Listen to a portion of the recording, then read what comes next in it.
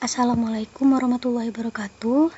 Perkenalkan, saya Yeni Ramadhani dengan NIM 246511026 dari kelas 3A Akuntansi Manajerial akan menjelaskan mengenai aplikasi keuangan event kampus berbasis aplikasi database. Sebelum masuk ke penjelasan aplikasinya, saya akan menjelaskan bagian-bagian apa saja yang diperlukan untuk membuat aplikasi. Bagian pertama dan terpenting ada tabel. Di aplikasi ini saya membuat 5 tabel. Yang pertama ada tabel event, yang kedua ada tabel panitia, yang ketiga ada tabel pemasukan, tabel pengeluaran, dan yang terakhir ada tabel RAB. Di tabel event ada bagian-bagiannya. Pertama ada ID event, ini jangan lupa dipakein primary key. Kemudian ada nama event, tanggal mulai, tanggal selesai, tempat, dan penanggung jawab. Kemudian untuk tabel kedua isinya ada ID user dan digunakan juga pakai primary key. Terdiri dari ID user, nama, kontak, dan divisi. Di tabel pemasukan ada terdiri dari ID pemasukan, ini menggunakan primary key juga. Ada tanggal, sumber dana, deskripsi, dan jumlah. Di tabel pengeluaran ada ID pengeluaran, ID event, tanggal, deskripsi, jumlah, ID user, dan ID RAB. Di ID pengeluaran ini jangan lupa dipakein primary key juga ya. Dan terakhir ada di tabel RAB, ID RAB-nya menggunakan primary key, kemudian isi lainnya ada ID event, nama event, estimasi biaya.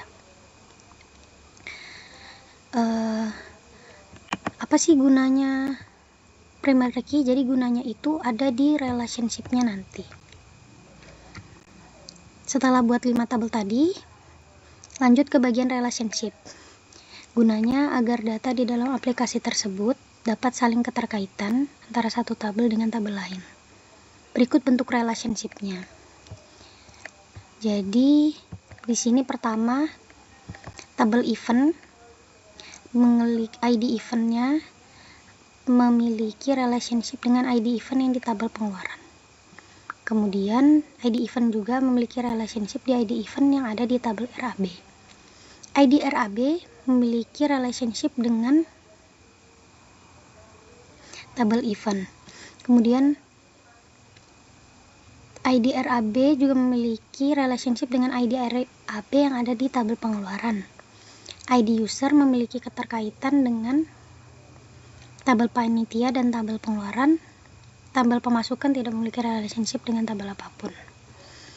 Dan jangan lupa tiap garis penghubungnya diklik kanan gini, kemudian edit relationship, kemudian pilih enforce referential integrity. Gunanya untuk apa? Agar optionnya ganti jadi one to many. Kalau saya contohkan, misal nih ada satu pelanggan, jadi dia bisa memiliki banyak pesanan, tapi satu pesanan itu cuma yang milik satu pelanggan yang pesan tadi itu aja. Sudah ke bagian relationship, dilanjut ke bagian yang paling penting nih, ada query. Di sini saya buat ada 5 query. Pertama ada query arus kas. Nah, di query arus kas ini kita harus tahu dulu sih sebenarnya query ini gunanya untuk apa. Jadi query itu adalah tabel updatean dari tabel 5 tabel di atas ini. Jadi query ini isinya juga berasalnya dari tabel, cuman versi yang selalu update. Jadi tiap kita isi form, data di sini nih otomatis update. Jadi kita nggak perlu manual lah pokoknya. Nah, query pertama itu ada query arus kas. Data query ini nih diambil dari tabel pemasukan dan tabel pengeluaran event. Diurutkannya berdasarkan tanggal terjadinya transaksi. Jadi transaksi mana yang mulai nih? Yang pertama contohnya ada transaksi yang dari pemasukan. Habis itu pengeluaran, ini sesuai tanggalnya urut. Jadi kita bisa ngelihat nih arus kas yang jelas yang dijadikan satu pada bulan terjadinya event itu. Oke. Lanjut ke query yang kedua. Oh, kalau mau lihat desainnya, gini desainnya. Pendek aja. Kalau mau lihat SQL kayak gini. Oh, nggak bisa deh. Lanjut. Karena saya pakai dari sini ya. Terus lanjut ke query pemasukan event. Nah, di query pemasukan event ini, isinya diambil dari tabel pemasukan event. Yang nantinya akan dijadikan laporan. Nah, di laporannya nanti itu ada total di sini, ada sum yang menotalkan semua pemasukan ini. Jadi ini semua transaksi pemasukan yang telah terjadi pada bulan ini. bulan Agustus kalau di sini. Itu juga dengan query ketiga kita, yaitu query pengeluaran event, sama datanya diambil dari pengeluaran event yang nantinya di akhirnya di laporan nanti di sini akan ada sum total untuk menotalkan semua transaksi yang terjadi pada bulan ini. Query keempat ada selisih RAB. Ini penting, kenapa? Karena biar kita ngelihat estimasi biaya anggaran yang direncanakan sama realisasinya yang sudah terjadi pada saat event. Di sini ada ID eventnya, pasti ada ID RAB-nya dari tabel RAB. Kemudian nama eventnya, estimasinya ini diambil dari tabel RAB. Oke, jadi ini datanya diambil dari RAB, tabel RAB. Realisasinya diambil dari tabel pengeluaran. Dan selisihnya ada segini. Ada yang lebih, ada yang minus. Oke, bisa dilihat dari situ. Nggak perlu nominal, karena ini cuma kita buat ngeliat selisih aja. Lanjut ada query sisa dana. Nah, query sisa dana ini, query terakhir kita, datanya diambil dari saldo dana terakhir pada query arus kas. Jadi setiap saldo terakhir di sini akan menjadi saldo di query sisa dana. Sama kan angkanya? Oke, begitu. Sisa dana yang tersisa untuk event ini. Oke.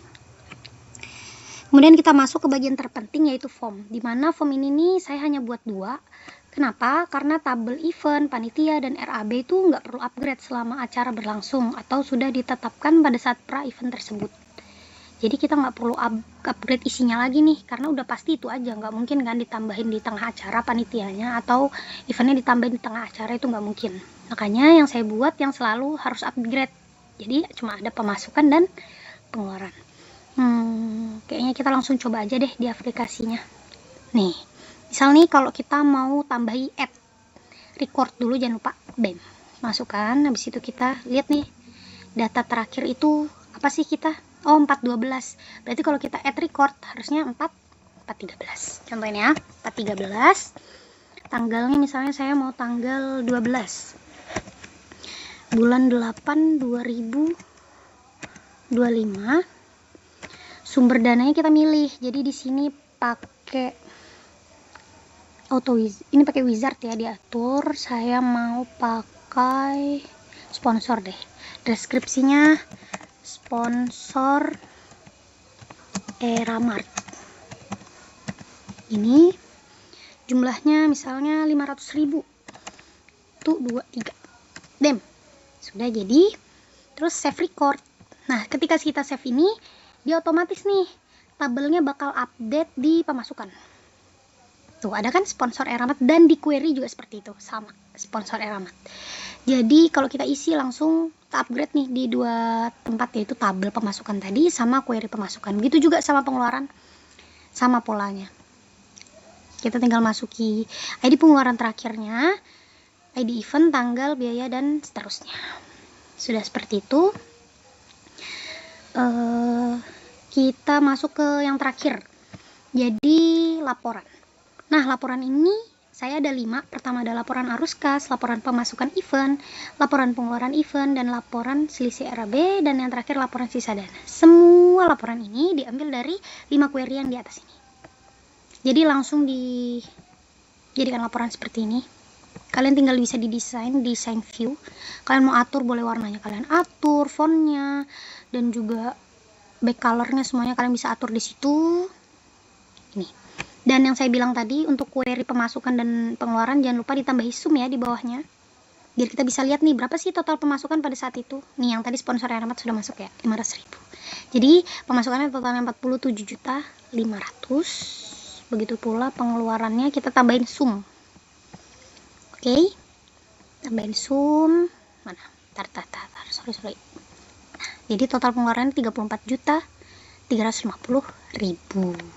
Sisa dananya berapa setelah kita masuk 500.000? Jadi 13.150. Tadi kan 12 juta sudah upgrade kan, kita udah nambah pemasukan tadi tuh yang 500.000 dari sponsor Eramat.